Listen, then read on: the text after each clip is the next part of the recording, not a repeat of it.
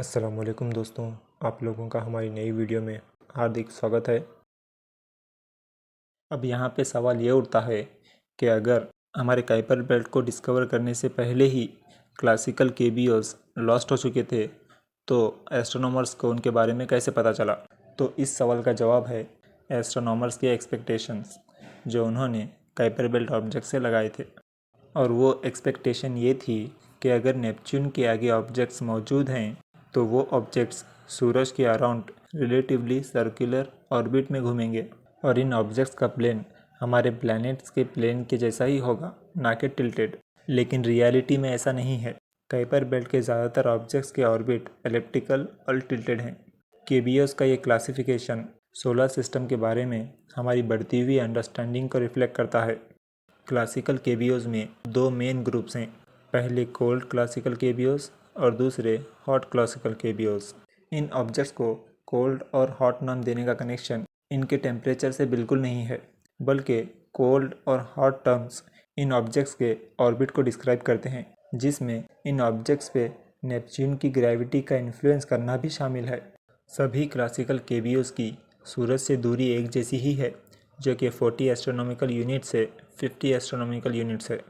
Cold classical केबीओस एक relatively circular orbit में घूमते हैं और हमारे प्लैनेट के प्लेन से ज़्यादा टिल्टेड भी नहीं है, जबकि हॉट क्लासिकल केबीओस के ऑर्बिट्स ज़्यादातर एलिप्टिकल और टिल्टेड हैं।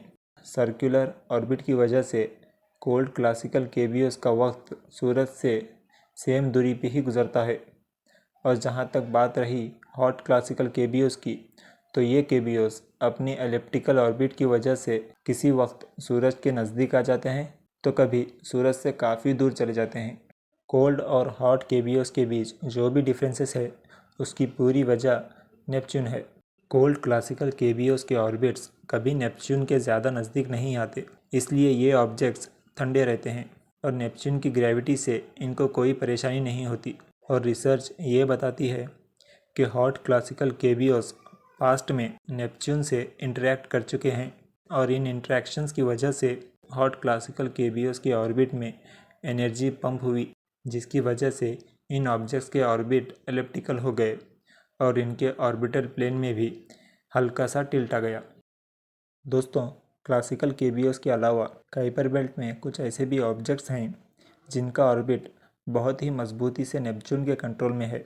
ये ऑब्जेक्ट्स नेपच्यून के साथ एक स्टेबल और रिपीटिंग पैटर्न में ऑर्बिट कर रहे हैं और इन ऑब्जेक्ट्स को रेजोनेंट काइपर बेल्ट ऑब्जेक्ट्स कहते हैं।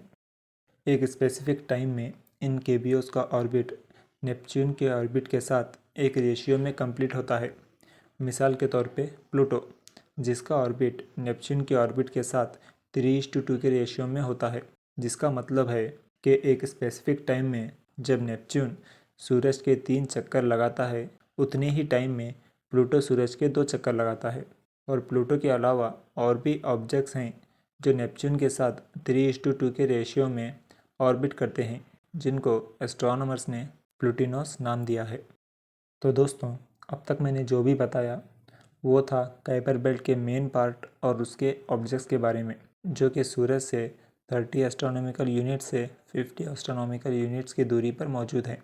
लेकिन काइपर बेल्ट के बहुत से ऑब्जेक्ट्स ऐसे भी हैं जो सूरज के अराउंड ऑर्बिट तो करते हैं, लेकिन उसके ज़्यादा नज़दीक नहीं आते, चाहे वो ऑब्जेक्ट्स स्कैटर्ड डिस्क में मौजूद हो के सूरज का चक्कर लगाते हो या फिर अपने ऑर्बिट के दौरान उससे भी ज़्यादा दूरी पर जाते हों। और ऐसे ही कुछ ऑब्जेक्ट्स हैं जिन्हें डिटैच्ड काइपर बेल्ट ऑब्जेक्ट्स कहते हैं। ये ऑब्जेक्ट्स अपने ऑर्बिट के दौरान सूरज से 40 एस्ट्रोनॉमिकल यूनिट से ज़्यादा नज़दीक नहीं आते, मगर जब सूरज से दूर होते हैं तो 1000 एस्ट्रोनॉमिकल यूनिट से भी ज़्यादा सूरज से दूर चले जाते हैं। मतलब सूरज से इन ऑब्जेक्ट्स की दूरी ज़मीन और सूरज की दूरी का 1000 गुना तक होती है। दोस्तों, डिटैच्ड केबीओस के ऑर्बिट्स भी एलिप्टिकल होते हैं, लेकिन इसकी वजह नेपच्यून की ग्रेविटी नहीं है, जिसकी वजह साफ है कि नेपच्यून 30 एस्ट्रोनॉमिकल यूनिट्स की दूरी पे मौजूद है और डिटैच्ड केबीओस 40 एस्ट्रोनॉमिकल यूनिट से ज़्यादा सूरज के करीब नहीं आते। तो दोस्तों, यहाँ पे अब ये सवाल पैदा होता है कि अगर डिटैच केबीओस पे नेपच्यून की ग्रेविटी का कोई असर नहीं होता तो फिर क्या वजह है कि ये ऑब्जेक्ट्स सूरज के अराउंड इस तरह से ऑर्बिट करते हैं। तो साइंसदानों को ऐसा लगता है कि डिटैच केपीओस पे किसी और फोर्स का असर हो, जैसे कि कोई जायंट प्लैनेट जो सूरज से काफ़ी दूरी पे ऑर्बिट कर रहा हो और अभी तक डिस्कवर ना किया गया हो। या फिर हो सकता है कि इन ऑब्जेक्ट्स पे किसी पासिंग स्टार की ग्रेविटी का असर हो रहा हो। दोस्तों, सेडना एक डिटैच्ड केबीओ का एग्जाम्पल है।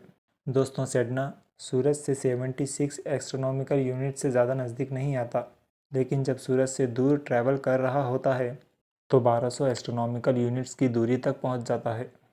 तो दोस्तों, ये थी कुछ जानकारी कुइपर बेल्ट और उसके ऑब्जेक्ट्स के बारे में। मैं उम्मीद करता हूँ कि ये वीडियो आपको ज़रूर पसंद आई होगी। दोस्तों, कुइपर बेल्ट हमारे सोलर सिस्टम में हमसे इतने दूर होते हुए भी दूर नहीं है। इसके आगे भी हमारे सोलर सिस्टम में कई जगह मौजूद है, चाहे वो स्कैटर डिस्क हो या फिर एम्प्टी स्पेस हो या फिर ऊड क्लाउड।